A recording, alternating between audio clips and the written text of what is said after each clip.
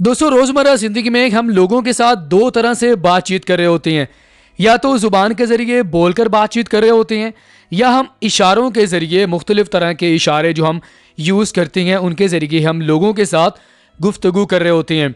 जैसे कि किसी को हाथ हिलाना, या किसी को आप धमकी देना चाहते हैं, या आप ताकत का इशारा करना चाहते हैं, या आप किसी चीज़ की मिकदार बताना चाहते हैं, तो आप हाथ के मुख्तलिफ तरह के इशारे कर रहे होते हैं।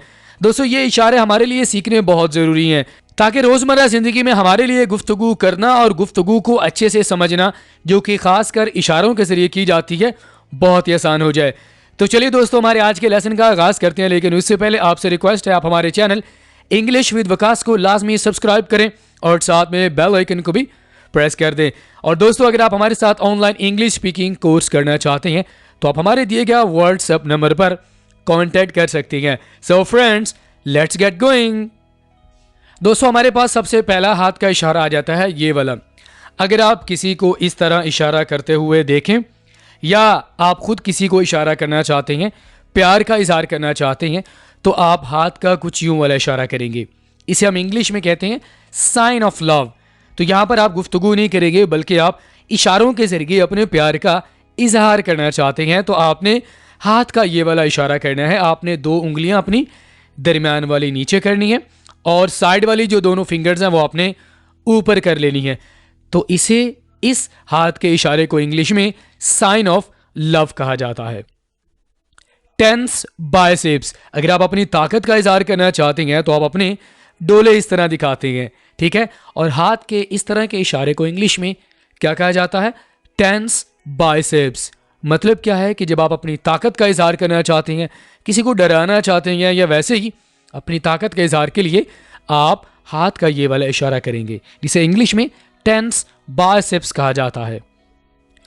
पिंचिंग, थोड़ी मिकदार। अगर आप किसी भी चीज़ की थोड़ी सी मिकदार लेना चाहते हैं, बोलना नहीं चाहते, तो आप हाथ का ये वाला इशारा करेंगे, जिसका मतलब क्या होगा कि आपको थोड़ी सी मिकदार चाहिए। पिंचिंग। पिंच का माना क्या होता है? किसी को चुटकी वगैरह मारना, ठीक है। और पिंचिंग मीन्स थोड़ी मिकदार, किसी भी चीज़ की थोड़ी मिकदार, ठीक है। कॉल मी। अगर आप किसी को कहना चाहते हैं कि मुझे कॉल करें, तो आपने इस तरह इशारा करना है। हाथ के इस तरह के इशारे को इंग्लिश में क्या कहा जाता है? कॉल मी। इस इशारे को कॉल मी कहेंगे, मतलब मुझे आप कॉल करें। फॉर एग्जाम्पल आप दूर खड़े हैं किसी से और आप उसको कहना चाहते हैं कि यार मुझे कॉल करो, आपकी आवाज़ वहाँ तक नहीं पहुँचती, तो आप हाथ का ये वाला इशारा करेंगे, call me. Waving hand. Hello करना या हाय करना। किसी को अगर आप हेलो हाय करना चाहते हैं तो आप हाथ का ये वाला इशारा करेंगे। अगर आप किसी के साथ चैट कर रहे हैं तो आप हाथ का ये वाला इशारा उसे सेंड करेंगे, तो आगे वाले को पता चल जाएगा कि आप हेलो हाय कर रहे हैं। इसे इंग्लिश में वेविंग हैंड बोला जाता है। दोस्तों हाथ के इस तरह के इशारे को कहा जाता है इंग्लिश में मिस्टर स्पोक ग्रीटिंग। यानी अगर आप किसी को कहना चाहते हैं लंबी उम्र और खुशहाली के लिए, आप किसी को दुआ देना चाहते हैं, तो आप अपनी लेफ्ट साइड वाली दो फिंगर्स इस तरह साथ में फोल्ड कर लेंगे और राइट साइड वाली दोनों फिंगर्स को ऐसे कर लेंगे, दरमियान में वक्फा डाल लेंगे। इसका मतलब क्या होगा कि आप किसी को दुआ दे रहे हैं लंबी उम्र की या खुशहाली की, और इंग्लिश में इस साइन को कहा जाता है मिस्टर स्पोक ग्रीटिंग। फिंगर्स स्प्लेड। जब आप इस तरह अपनी फिंगर्स को करेंगे, अपने हाथ को इस तरह करते हैं, तो इसके दो मतलब होते हैं। रुक जाओ, करीब मत आओ। यानी अगर दूर कोई शख्स खड़ा हुआ है, उसे आप हाथ के इशारे से कहना चाहते हैं कि यार रुक जाओ, करीब मत आओ, तो आप हाथ का ये वाला इशारा करेंगे। इंग्लिश में इसे फिंगर्स स्प्लेड कहा जाता है। दोस्तों अगर आप किसी को अपनी तरफ मुतवज्जे करना चाहते हैं तो आपने हाथ का ये वाला इशारा यूज करना है, जिसे इंग्लिश में raised back of the hand कहा जाता है। Raise back of the hand, यानी आप हाथ का जो पिछला हिस्सा होगा उसे आप ऐसे खड़ा करेंगे, ठीक है। Raised back of the hand, अपनी तरफ मुतवज्जे करना। Raised hand. अगर आप इस तरह अपना जो हाथ है उसको खड़ा करते हैं तो उसका माना क्या होता है? आप कोई सवाल पूछना चाहते हैं, या आप किसी को ये कहना चाहते हैं कि भाई रुक जाओ। Raised hand. Pointing index finger.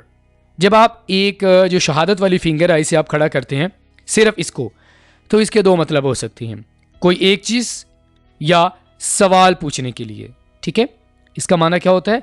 कोई एक चीज़ के बारे में आप बात करना चाहते हैं, या आप ये बताना चाहते हैं कि सिर्फ एक चीज़, या आप सवाल करना चाहते हैं, तो आपने इस तरह इशारा हाथ का करना है। पॉइंटिंग इंडेक्स फिंगर यानी शहादत वाली उंगली को खड़ा करना। पॉइंटिंग डाउनवर्ड्स, नीचे की तरफ इशारा करना, खासकर जब आपको कहा जाता है कि आप वीडियो लिंक नीचे है डिस्क्रिप्शन में, तो इस तरह का इशारा किया जाता है, नीचे की तरफ इशारा करना। पॉइंटिंग डाउनवर्ड्स, डाउनवर्ड्स मीन नीचे, पॉइंटिंग इशारा करना, नीचे की तरफ इशारा करना। पॉइंटिंग अपवर्ड्स, अगर आप कोई मैसेज वगैरह है या कोई भी वीडियो है जो आप चाहते हैं पहले से आपने शेयर कर दी है, उसकी तरफ आप इशारा करना चाहते हैं, तो आप ये वाली इमोजी या ये वाला जो हाथ का इशारा वो आप यूज़ करेंगे। पॉइंटिंग अपवर्ड्स, ऊपर की तरफ इशारा करना, जैसे कि आप आसमान की तरफ इशारा करते हैं तो आप ये वाली फिंगर ऐसे करेंगे, ठीक है। पॉइंटिंग टू द राइट, दाएं तरफ इशारा करने के लिए आप इस तरह करेंगे, पॉइंटिंग टू द राइट। और अगर आप बाएं तरफ इशारा करना चाहते हैं तो आप इस तरह करेंगे, pointing to the left, pointing to the left. Middle finger extended, अच्छा दोस्तों, अगर आप किसी के साथ बदतमीजी करना चाहते हैं या कोई अगर आपसे बदतमीजी करना चाहता है तो वो अपनी मिडल फिंगर को इस तरह रेस करेगा, ठीक है। मिडल फिंगर को रेस करना इस तरह, इसका मतलब ये होता है कि आप किसी को गाली दे रहे हैं या आप बदतमीजी कर रहे हैं। इंग्लिश में इसे कहा जाता है middle finger extended.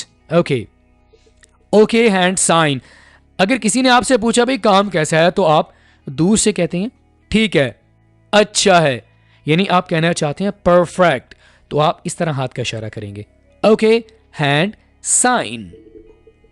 Sign of horns, बदकिस्मती या शैतान का जो निशान होता है उसे इंग्लिश में साइन ऑफ हॉर्न्स कहा जाता है। आमतौर पर आपको ज़का अशरफ के शो में ये वाला साइन देखने को मिला था, इसे कहा जाता है साइन ऑफ हॉर्न्स, और ये शैतान यानी डेविल का साइन होता है, बदकिस्मती या जुनून का निशान। फोल्डेड हैंड्स, माफ़ी मांगने के लिए, अगर आप किसी से माफ़ी मांगना चाहते हैं, किसी के साथ बातचीत कर रहे हैं, आप माफ़ी मांगने के लिए हाथ की इस इमोजी को सेंड करते हैं या आप अपने दोनों हाथ इस तरह फोल्ड कर लेते हैं। इसका माना क्या होता है कि आप माफ़ी मांग रहे हैं किसी से। Folded hands. विक्ट्री हैंड, आप जीत जाते हैं तो उसके बाद आप अपनी दोनों फिंगर्स इस तरह रेस करते हैं, जिसका माना होता है कि आप फतह के बारे में कोई आगे वाले को बताना चाहते हैं कि आपने जीत हासिल कर ली है।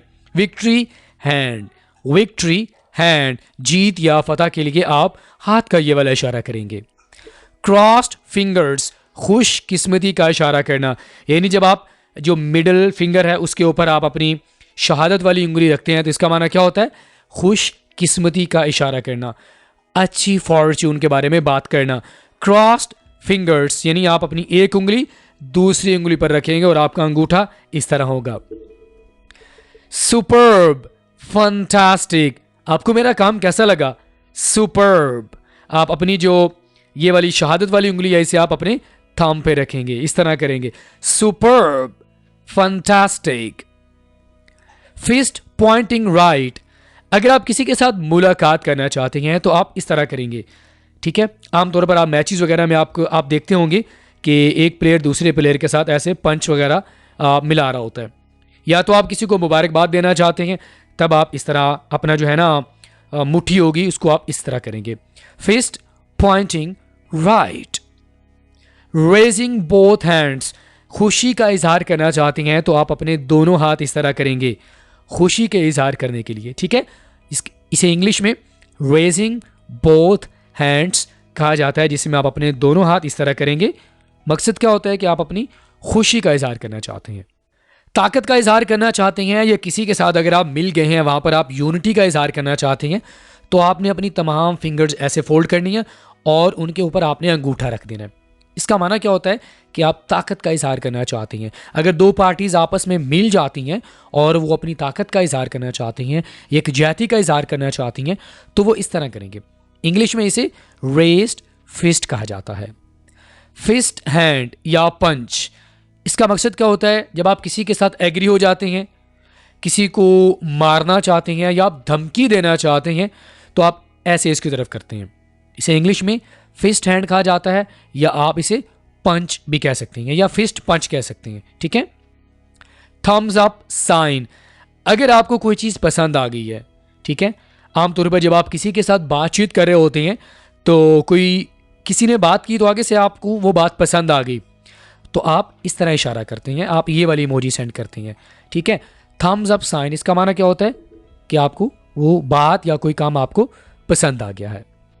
थम्स डाउन साइन, अगर आपको कोई बात कोई चीज़ पसंद नहीं आई तो आप अपना थंब इस तरह नीचे करते हैं।